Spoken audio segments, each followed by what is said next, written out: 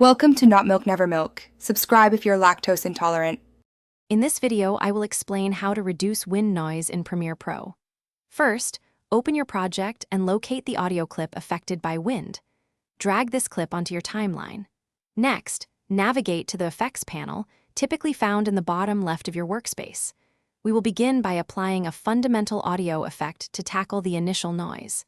This foundational step is crucial for setting up a clean audio track before any further adjustments are made. Once your audio clip is on the timeline, go to the Effects panel and type denoise into the search bar. Drag the denoise effect from the Audio Effects folder directly onto your clip. This will apply the effect. Now, head over to the Effect Controls panel, usually next to your source monitor.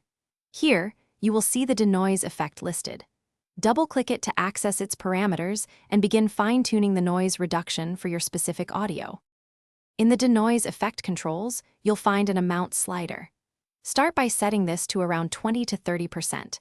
Play your audio and listen intently, gradually increasing the amount until the wind noise is significantly reduced without making the audio sound unnatural or watery. For very strong wind, try the Process Focus drop-down and select Heavy Noise Reduction. Remember, subtle adjustments are key to maintaining audio fidelity and achieving a professional sound. For more stubborn wind noise, consider layering effects. After denoise, add a parametric equalizer to target and cut frequencies below 100 Hz, which often contain wind rumble.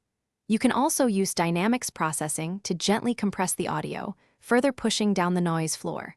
Always monitor your audio using high-quality headphones to ensure you're making precise adjustments. Aim for natural sound, and remember that sometimes a small amount of ambient noise is preferable to an overly processed, artificial-sounding track. Thanks for watching. If this was helpful, leave a like and consider subscribing. See you next time.